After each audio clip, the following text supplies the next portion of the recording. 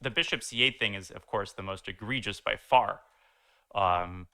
It's not just egregious; it is disgusting. I mean, it's disgusting. And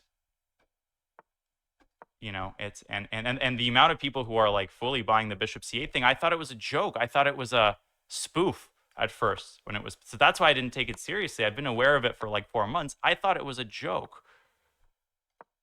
But that Jan retweets it, and modern Super GM, this is, Salem witch trials level, delusional.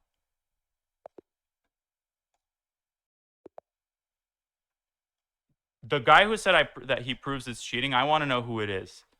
Like, I want to know which GM said that. Now, I think a lot of them were under. I feel like a lot of them were under the impression that I played Bishop C8. I'm positive of that. I did not play it. I played the move that they all said, which was H6. I mentioned it. So let's be totally clear on what this charge is. The charge is I mentioned as a candidate move in a quiet position 2 years ago on a stream.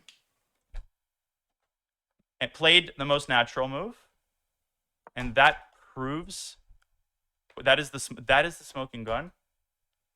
That I committed the crime of thought crime, literally thought crime 2 years ago in one position. A move that happened for a completely unrelated reason to be the number 2 move of Leela, which I have never downloaded in my life. Are you like, this makes me furious. This is unacceptable. So I literally explained my logic too. I said first thing I noticed is after e3, his bishop looked like it could get trapped, so I needed to control the e5 square. That's what I noticed in 2 seconds. How do you control the e5 square? There's a rook on e8. There's a bishop blocking it. I thought about moving it back. It's the most natural square. I could find a million examples of this, probably in his games too.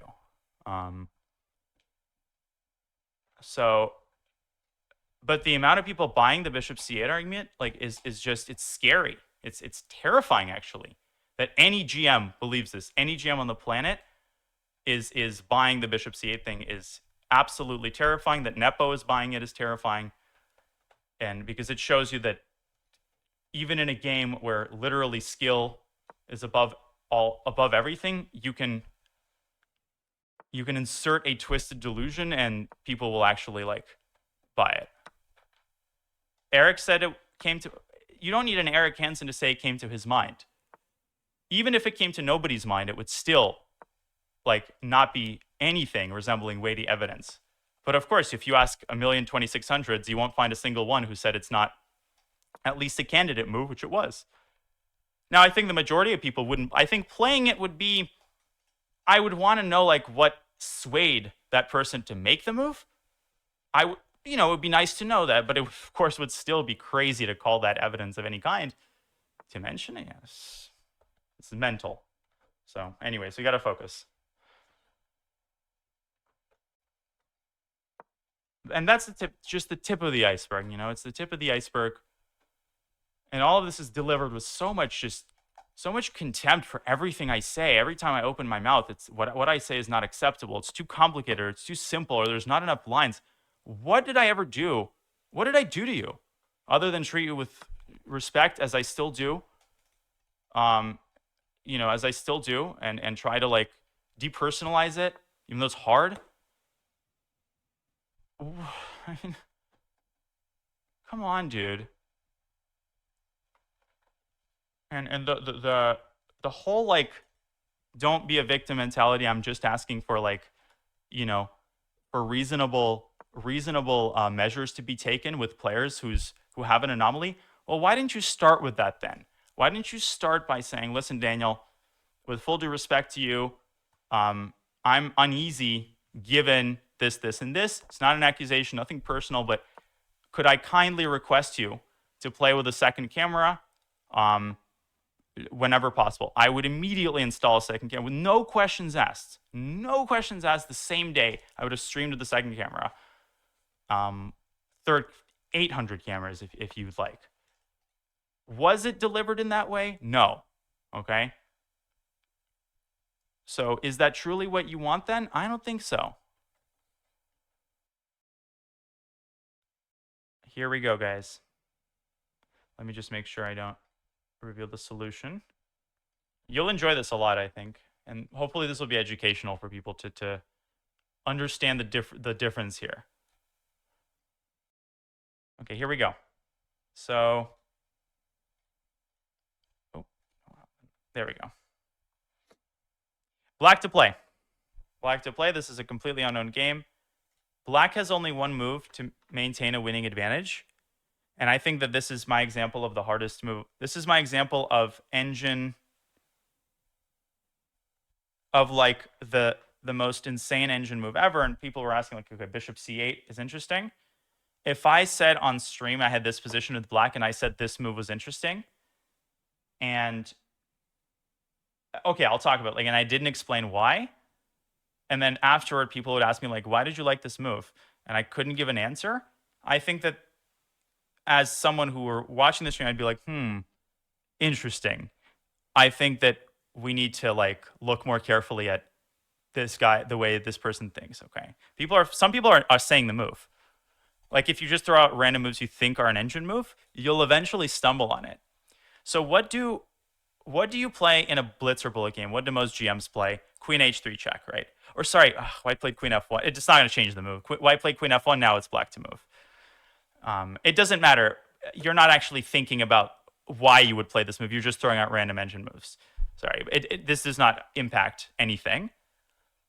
But basically, what do all like normal players go play as queen h3? I think that's most GM's intuition. That's what most people would play. One sec, let me pull up the chat here. So queen h3 check is doesn't work for the following reason. So if king f2, then queen g3 is mate. So the king has to go back to g1. Now you give this other check on e3. Again, king g2, queen g3 is mate. So white has to block. And here there's a cool tactic that is findable in a blitz game. Here you can play this cool move f3. Now it looks confusing, but in fact it's not all that crazy. White has 3 captures here, right? So if you take the queen, black is currently down a rook, by the way. Notice that. You get to this position, and here black has, let's think. Black should be winning here. Don't quote me on this. I think bishop f4 here is winning.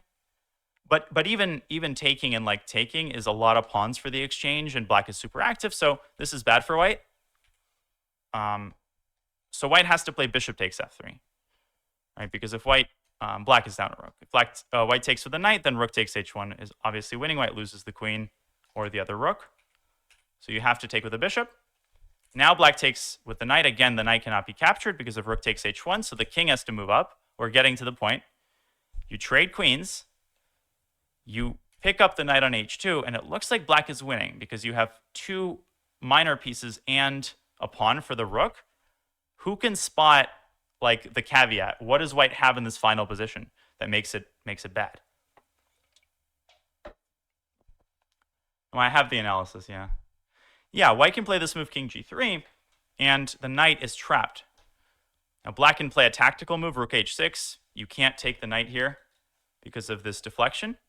But white goes rook a to g1 and then rook to g2 and basically picks up the knight. So this is informative because the correct first move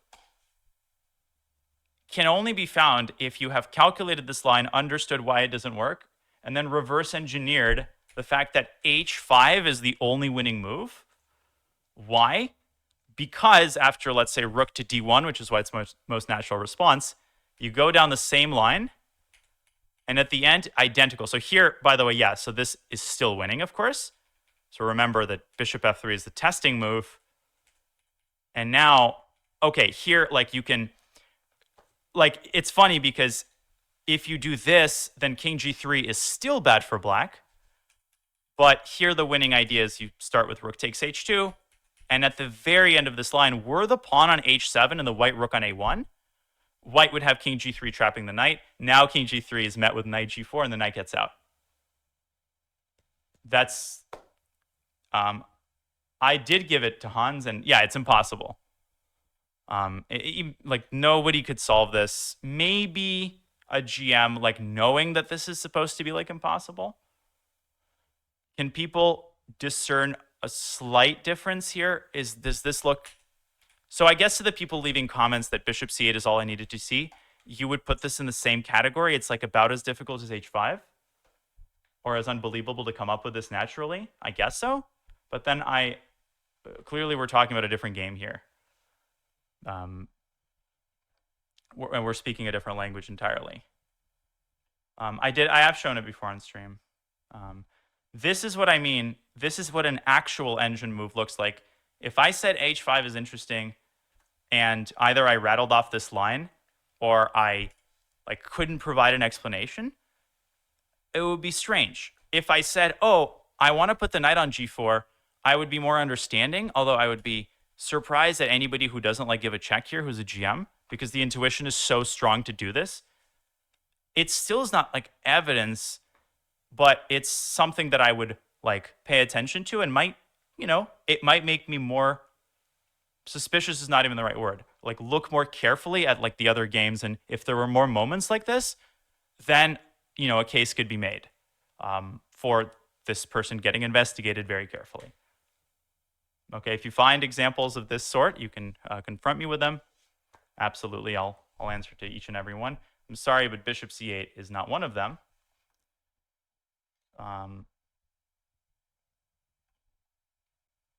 Yeah. Why bishop f4 doesn't work to save the knight? Where? I'm not sure where you want to save the knight.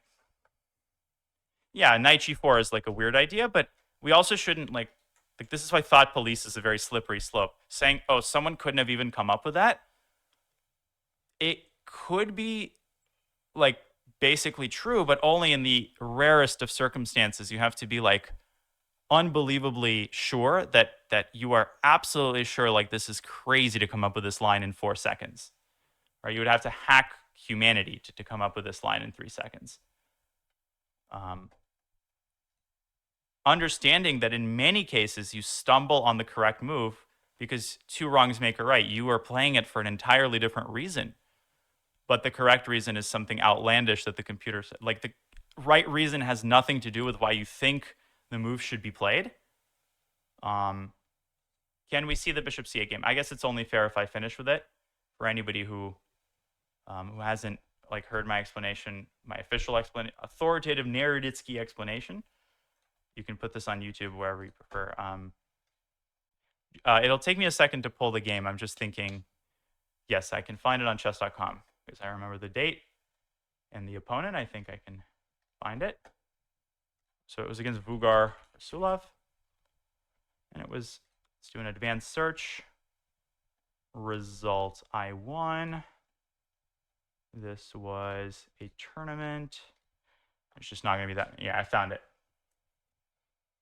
August 9th, 2022. And I'll tell you a bonus thing that's funny. Sorry, no, not August 9th, August 16th.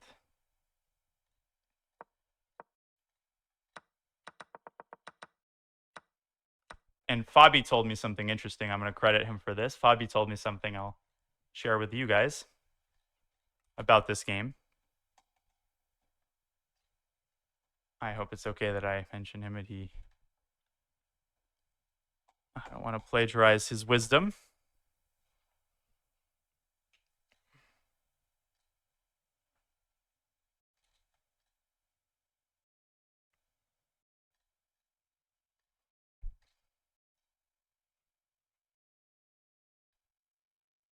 Okay, here we go. Philin, I am just ideologically opposed to putting this out myself because I'm not interested in making my channel about this at all. Here is the position. Okay, not the position. Here we go. Wait a second. We're not even at the moment. So here white plays e3. I was expecting bishop e3.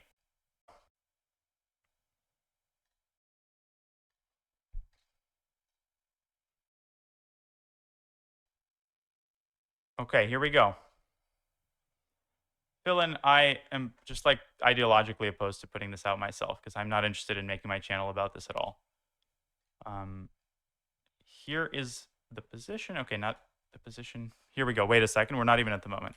So here white plays e3. I was expecting bishop e3, which I thought was annoying, which apparently was not an acceptable word to use because I was annoyed by this idea bishop e6 and pawn is weak, etc. So he plays e3. And I can't I don't know what people want me to do. Like, I can't put into words my intuition. Of course, I'm like, I'm filling in the subconscious gaps. But yeah, I'm telling you, like, what this was 4 seconds. Like, I spent 14 seconds on h6, if I'm to trust the chess.com timestamp. And like maybe 3 or 4 of them were spent on considering bishop c8. The immediate reaction, I see the move e3, and I think trapped bishop. Okay, stop me if I'm saying anything you would find unreasonable. Trap bishop. So trap bishop, why? Because you've cut off the escape. So immediately I think h6, bishop f4, and my brain is like on this trap the bishop tactic. So I have bishop takes c3, a tempo move, and then I see g5. This is all happening in 3 seconds, mind you. Why does bishop e5 check? That's it. Cover the e5 square. I like creative, cool moves. Bishop c8. As a byproduct, and this is something I cannot seem to communicate to people, it's a pretty static position. So this doesn't harm black's position. You're kind of opening up your control of center squares, and you're like, well, the center's closed. This doesn't make sense. Of course it does make sense. White could play f3 later. In static positions, not every move has an exact, like, oh, you made this move for this reason. It could just be like a move that doesn't harm your position. Defends b7. And bishop f4 now does not hit the bishop on e5. You have the leeway now to make another improving move and play h6 on the next move. Now, again, I did not play this move because on my 5th second, I realized that after h6, after bishop c8, even if I do this, then this is crazy because white has like a million other escape squares. And you're like, how could a GM not see this? I'm slowing this down. This took me 3 seconds to figure out. And that's it. Once I discovered this, I considered some other moves that I wasn't airing out loud. But when I say a move is interesting, I do it for the sake of the chat. I'm, when possible, trying to like throw stuff out so people can at least partially track my thought process. Maybe it'll help people. During Title Tuesday, I talk a lot less. But even if I did not say in the sentence prior, maybe I can trap the bishop, which I said, this would still be a normal move. I could run a maneuver search right now, and I could probably find you some instances of bishop c8 played in similar positions. Like